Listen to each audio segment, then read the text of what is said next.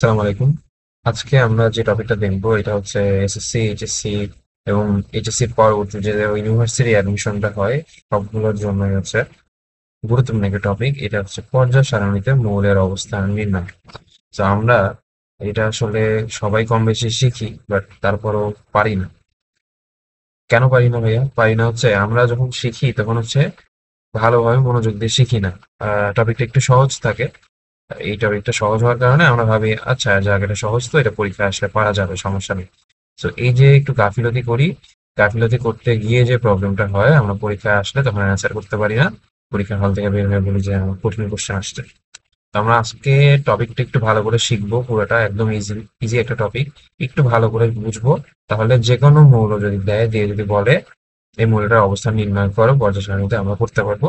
আর তার জন্য ইলেকট্রন বিন্যাসটা ঠিকঠাক মতো করতে হবে। তো প্রথমে আসি আমি পর্যায় সারণীতে মৌলের অবস্থান বলতে আসলে কি বুঝায়। পর্যায় সারণীতে অবস্থান বলতে প্রথমত বুঝায় এটা কোন পর্যায়ে আছে, অর্থাৎ পর্যায় নাম্বারটা আমার জানতে হবে, ঠিক আছে? পর্যায়। আর দুই নাম্বার হচ্ছে গ্রুপ নাম্বার। দুই নাম্বারটা কি ভাইয়া? দুই নাম্বার হচ্ছে গ্রুপ। আমরা পর্যায়টা একটু আগে দেখে ফেলি। পর্যায় নাম্বারটা হচ্ছে ভাইয়া আমার যে কোনো একটা মৌলের ইলেকট্রন বিন্যাস করার পর সর্বোচ্চ যে কোয়ান্টাম নাম্বারটা পাই। আচ্ছা, কোয়ান্টাম নাম্বারের মধ্যে কোন কোয়ান্টাম নাম্বারটা ভাইয়া? সর্বোচ্চ প্রধান কোয়ান্টাম নাম্বার। সর্বোচ্চ প্রধান কোয়ান্টাম নাম্বার। এখন বলো তো ভাইয়া, প্রধান কোয়ান্টাম নাম্বার এটাকে কি দিয়ে প্রকাশ করা হয়? এটাকে কিন্তু ভাইয়া এন দিয়ে প্রকাশ করা হয়। তো আমার ইলেকট্রন বিন্যাসের সময় আমি যদি দেখি ইলেকট্রনটা সর্বশেষ ইলেকট্রন 4s এ ঢুকছে, 4s2 আছে, এরকম অবস্থায় আছে, তাহলে এন এর ভ্যালু কত ভাইয়া? এক্ষেত্রে এন এর ভ্যালু কিন্তু এবার এখানে 4। ঠিক আছে? তো এই ক্ষেত্রে আমার পর্যায়টা হবে হচ্ছে এই মৌলের ক্ষেত্রে 4। তো আশা করি পর্যায়ের ব্যাপারটা বুঝতে পারছো তোমরা। তো পর্যায়ের ব্যাপারটা বুঝলে আমরা একটু গ্রুপের দিকে অগ্রসর হই। তো গ্রুপের ব্যাপারটা আবার কিভাবে হবে ভাইয়া? গ্রুপ কিভাবে নির্ণয় করব? আমার গ্রুপ নির্ণয় করার জন্য কিছু হচ্ছে ইলেকট্রন বিন্যাসের দিকে খেয়াল করতে হবে। যেমন আমি যদি প্রথমটা বলি, ধরো ইলেকট্রন বিন্যাস আমার NS1 থেকে 2, এই টাইপের ইলেকট্রন বিন্যাস আমি পাইছি। সর্বশেষ কক্ষপথে ইলেকট্রনটা এরকম অবস্থায় আছে। তো এই ধরনের যদি ইলেকট্রন বিন্যাস থাকে, এই ধরনের ইলেকট্রন বিন্যাস যদি থাকে, এই ধরনের ইলেকট্রন বিন্যাস যদি থাকে, সেই ক্ষেত্রে গ্রুপটা হবে, গ্রুপ হবে হচ্ছে ভাইয়া শুধুমাত্র এস অরবিটালে যে কয়টা ইলেকট্রন আছে ওইটা। সরি, এস অরবিটাল, এস অরবিটালের ইলেকট্রন সংখ্যা। এস অরবিটালের কি ভাইয়া? ইলেকট্রন সংখ্যা। সো এস অরবিটাল ইলেকট্রন সংখ্যা কিভাবে আইডেন্টিফাই করবো ভাইয়া? একদম ইজি। সো আমি ইলেকট্রন বিন্যাসটা খেয়াল করবো। ধরো আমার এরকম আছে 2s1, সেই ক্ষেত্রে আমার এস অরবিটাল এখানে ইলেকট্রন কয়টা ভাইয়া? একটা না। সেই ক্ষেত্রে আমার গ্রুপ হবে হচ্ছে ভাইয়া 1। ঠিক আছে? গ্রুপ সংখ্যা হবে 1। সো এটা হলো আমার ফার্স্ট কাঠামো। আমি যদি বলি আমি কয়েকটা কাঠামো দেখবো এখন। তো এটা ছিল হচ্ছে ফার্স্ট কাঠামো।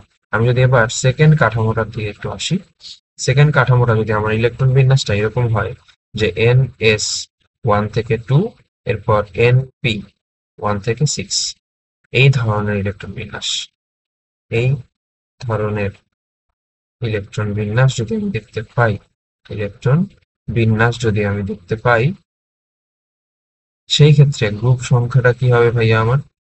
দেখো সর্বশেষ কক্ষপথে ইলেকট্রনটা কোন অরবিটালে প্রবেশ করছে ভাইয়া?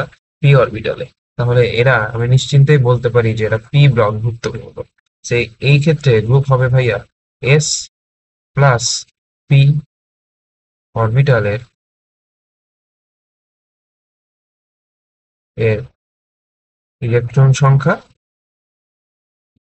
প্লাস হবে হচ্ছে ভাইয়া 10। এই 10টা কেন আসে ভাইয়া? এই 10টা আসে মূলত আমার যদি পর্যায় সারণীটা আমরা একটু আহ আলোচনা করি। দেখো পর্যায় সারণীটা আমার কিছুটা এরকম, এইদিকে হাইড্রোজেন থেকে শুরু, এরপর হাইড্রোজেন, এইদিকে কি ভাইয়া? হিলিয়াম, এখানে হাইড্রোজেন। তো এরপর কিন্তু ভাইয়া দেখো পরের দুইটা গ্রুপে এখান থেকে এই পর্যন্ত, হ্যাঁ, এই যে এই মাঝখানের জায়গাটুকুতে এই 10টা করে মৌল কিন্তু নাই। ঠিক আছে, এই 10টা করে মৌল নাই। এরপর তৃতীয় পর্যায়ে, দ্বিতীয়, প্রথম, দ্বিতীয়, তৃতীয়, তৃতীয় পর্যায়ের পর চতুর্থ পর্যায়ে শুরু কিন্তু হয় ভাইয়া এইখান থেকে ফুল বক্সটাতে হচ্ছে মৌল নিয়ে আমার পর্যায় সারণীটা গঠিত হয়েছে। তো এখানে এই যে 10টা করে ঘরে 10টা করে মৌল থাকবে না ভাইয়া, এই যে 10টা করে মৌল মাঝখানের এই মৌলগুলোকে বলা হয় হচ্ছে ডি ব্লক। সো আমার ডি ব্লক ভুক্ত মৌল কোনগুলোতে, যেগুলো সর্বশেষ ইলেকট্রনটা ডি অরবিটালে প্রবেশ করে। তো যেহেতু এটা পি অরবিটালে প্রবেশ করতেছে, তার মানে পি ব্লক ভুক্ত মৌল। সো আমার এদিকের গুলা হয় হচ্ছে এস ব্লক, এদিকের গুলো মাঝখানে গুলো হয় ডি ব্লক, আর এই দিকের গুলো হয় হচ্ছে পি ব্লক। সো এই জন্য মেইনলি যেটা হয়, আমার এই যে 10টা ঘর অতিক্রম করে যাইতে হচ্ছে, 10 ঘর যে আমার অতিক্রম করে যেতে হয়, এই 10 ঘরটাই আমরা এখানে ভাইয়া যোগ করে দিই। ঠিক আছে, তো আমি যদি ইলেকট্রন বিন্যাসটা এরকম দেখি, 2s2 2p6, এক্ষেত্রে আমার তাহলে গ্রুপ কি হবে ভাইয়া? এই ক্ষেত্রে হবে হচ্ছে গ্রুপ নাম্বারটা, গ্রুপ হবে এস এর ইলেকট্রন সংখ্যা প্লাস পি এর ইলেকট্রন সংখ্যা প্লাস কত ভাইয়া? 10। তাহলে এক্ষেত্রে হবে হচ্ছে ভাই আমার 18। ঠিক আছে, গ্রুপ 18তে কে কে থাকে ভাইয়া? গ্রুপ 18তে কিন্তু পি ব্লক যুক্ত মৌলের মধ্যে আমি যদি বলি হিলিয়ামের পরের মৌলটা থাকে। ঠিক আছে, নিয়ম বোঝা গেল? নিয়ম থাকে, বোঝা গেল? তো আমরা ইলেকট্রন বিন্যাস করবো আগে, ইলেকট্রন বিন্যাস থেকে আমরা আসলে এখান থেকে তাহলে দ্বিতীয় গ্রুপ নাম্বারটা কিন্তু আইডেন্টিফাই করা শিখে গেলাম। তো আমার কাঠামো, ইলেকট্রন কাঠামো যদি পরের আরেকটাতে যদি যাই আমি এখানে, তো আমার 3 নাম্বার কাঠামোটা কাইন্ড অফ এরকম।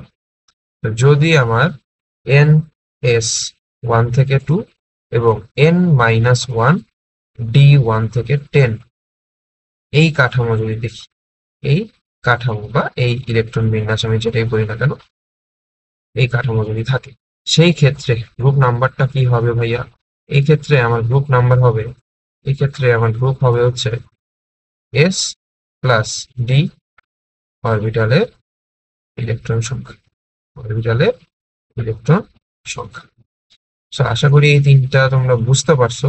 তো এখন তোমাদেরকে যে কোনো একটা মৌল দিয়ে যদি বলা হয় এটা পর্যায় সারণীতে অবস্থান নির্ণয় করে দেওয়া ভাইয়া, আশা করি তোমরা সবাই করতে পারবা।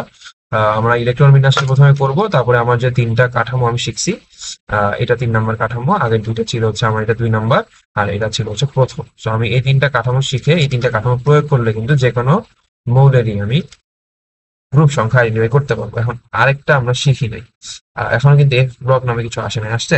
তো এফ ব্লকের মৌলগুলো হয় হচ্ছে, এফ ব্লকের মৌল সমূহের অবস্থান যেটা হয় সেটা হচ্ছে তৃতীয় শ্রেণী, অর্থাৎ মৌল সমূহের অবস্থান তৃতীয় গ্রুপে হয়। কোথায় হয় ভাইয়া? তৃতীয় গ্রুপ। তৃতীয় গ্রুপ, এটা আমার আসলে এফ ব্লকের মৌলর কোশ্চেনটা খুব কম আসে। এরপর যেই টপিকটা আমরা মেইনলি স্কিপ করি, আচ্ছা এই পার্টটা আগে বলে রাখি, এই পার্টটা যারা তোমরা এসএসসি স্টুডেন্ট আছো, এসএসসি স্টুডেন্টরা স্কিপ করবা, নট ফর এসএসসি। এটা শুধুমাত্র এইচএসসি তে যারা আছি আর প্লাস অ্যাডমিশনে যারা থাকবো, অ্যাডমিশনের স্টুডেন্ট যারা দেখতেছি ভিডিওটা, তারাই শুধুমাত্র এই পার্টটা দেখবো, বাকিরা দেখতে হবে না। ঠিক আছে, এইচএসসি প্লাস অ্যাডমিশন।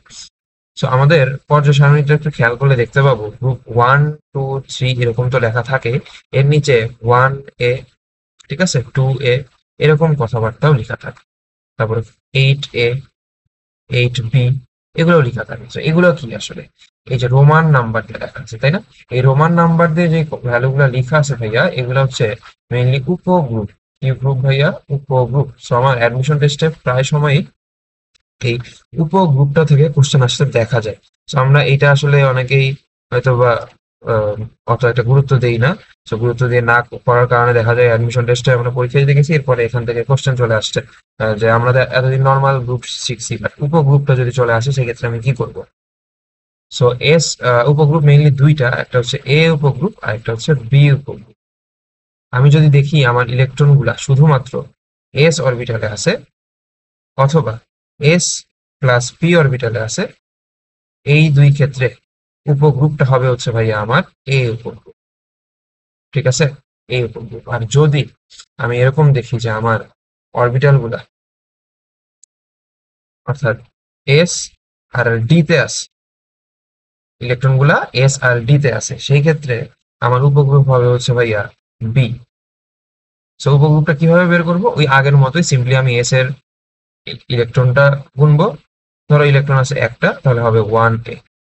যদি আমার এই দুইটা মিলায় ধরো তিনটা হয়েছে ইলেকট্রন, তাহলে হবে 3a। ঠিক আছে।